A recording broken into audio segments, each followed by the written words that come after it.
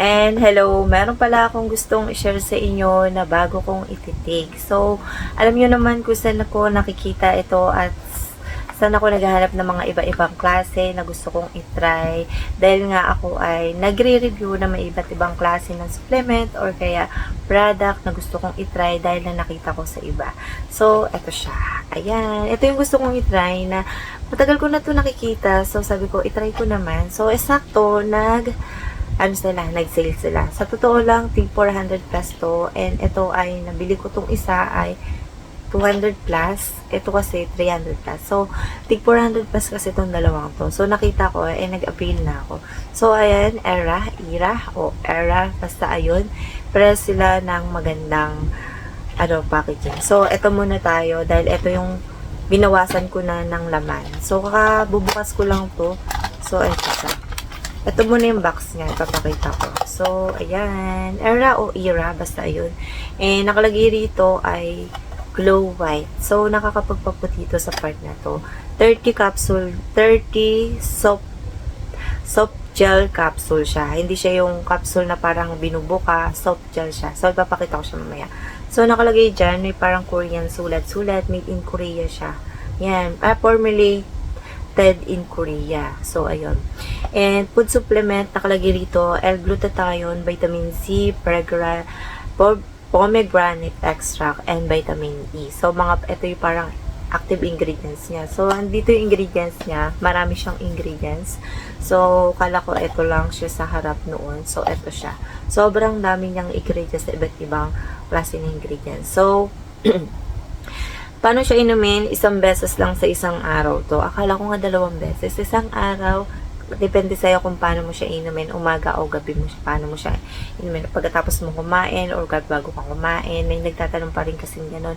So, depende sa'yo kung paano mo siya inumin. Ako kasi umaga lang talaga, para walang naman, kasi nagpa-fasting ako, para umikot siya, madali siyang matunaw na, iyon lang yun, wala siyang kasamang iba. So, ayan, pagdating mo dito sa gilid, nandito expiration, so, ayan siya. So, nandito rin naman, ayan, yung main formulation nito, yung mga kababanggit ko lang katulad ng L-glutathione, 400 mg. Ito yung isa sa mga nagustuhan ko dahil may milligram siya. So, yung vitamin C niya, 60 mg ba? Oo. Ascorbate yun. And pomegranate extract, 50 mg. Vitamin E, ayun, na nakalagay rito, 10 mg. So, may 14,9U. Ayun. And, ayun yung nakalagay dito. So, ayan. Ayun lang yung kanina nabanggit ko. May milligram siya. So, babal siya sa mga bata. And, siguro pwede siya sa 19 to pataas. 19 pataas. And, sa mga lactating or kaya preggy. Automatic sa preggy, stop lahat. Di pwede sa lahat.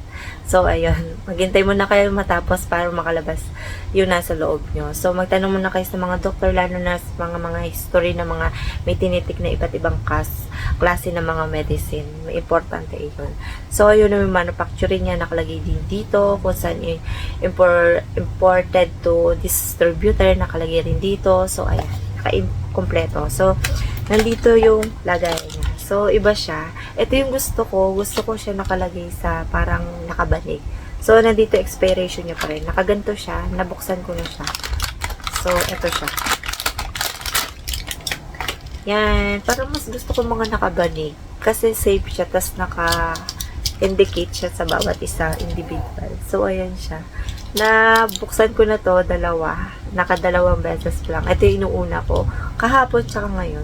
Kanina umaga. So, soft gel. Yung lasa nito parang chocolate na parang matinis. Tapos, medyo, siya, matigas. Matigas siya.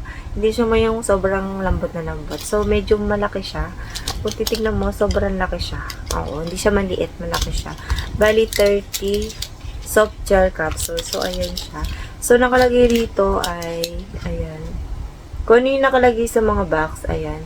Kung gusto nyo makita yung FDA approved, so nakalagay dito yung FDA approved number. Kung gusto nyo search, FDA approved siya. So, kasi yung iba, pagka nilagay nila yung pangalan na Era o Era, glow, walang lalabas. Kaya ginawa ko, hinanap ko yung FDA registered number nila. So, lalabas yun. Sa mga iba, hindi nila nakikita tuwing magre-review ko, tapos sinasabi kong FDA approved, hindi nila makita. Ewan ko kung bakit din yung makita. Kaya hanapin nyo na lang dito yung number. Yun ang mas madali. Yung FR number, tas sunod-sunod na yun. Lalabas yun. Ayun lang yung ginagawa ko. O, share ko lang. So, ito naman yung isa. Hindi ko pa siya nainom. So, ito naman ay, marami na ako nakita mga iba't ibang klase ng mga naging review nito. So, ito naman ay collagen. Mahilig din ako sa collagen dahil patanda na tayo. Lumalabas na yung wrinkles, kulubot, at kumakapal na yung balat natin. Kailangan dagdagan kasi nauubos na yung collagen natin sa ating katawan. Lalo na pagka-stress ka. So, ang bilis talaga yung stress na lumalabas. So, ito naman food supplement. 30 soft gel capsule din siya. So, 1 day din siya iniinom. So, vitamin C, hydrolyzed collagen, and zinc naman na nakalagay dyan. So, napapansin ko sa mga katulad ng mga collagen, matataas siya sa mga vitamin C, mga zinc, mga iba't ibang klaseng vitamins. So, ayun yung napapansin ko. Share ko lang . So, nandito naman yung ingredients niya. Marami rin yung ingredients niya. Formulated in Korean din siya. So, nakalagay ito is soft gel capsule in one lang siya. Ayan, isang beses lang iinumin. So, nandito rin, kung katulad din yung kanina nabanggit ko. So, yung hydrolyzed collagen is 325 mg and vitamin C niya is 50 mg. Yung zinc niya is 1.5 mg. So, ayun yung mga nakalagay dyan. So, ayan. And napansin ko dito ay yung yung buhay nito, ito 36 months yung buhay niya, ito naman 24 months yung buhay niya. I mean, parang napansin ko lang nakalagay dito. So, yung kasasabi ko lang, magtanong muna kayo sa mga OB nyo, sa mga pregnant and lactating, ayan.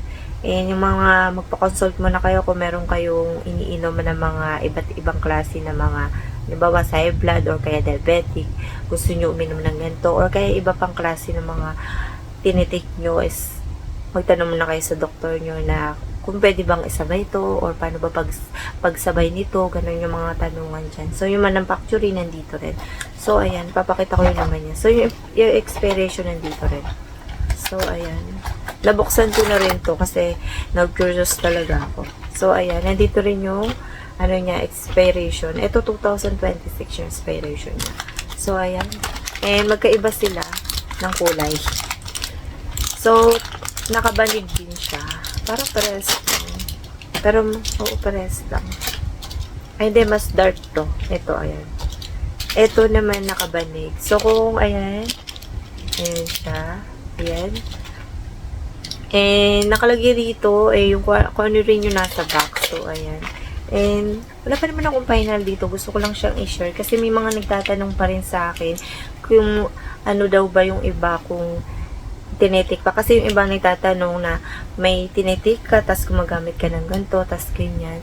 So, wala. Ngayon pa lang ulit ako nagtitake ng mga katulad ng mga ganito. Ngayong month pa lang, ha.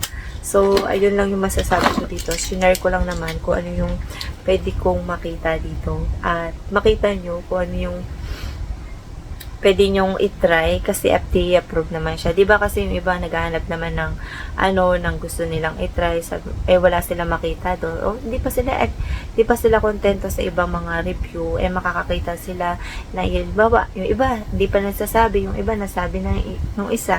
So, hindi kami pare-pare sa mga sinasabi namin, and depende na lang sa inyo kung magugustuhan nyo o hindi. Kung hindi, pwede naman scroll, and ayun lang yung masasabi ko, and see you next vlog. Bye!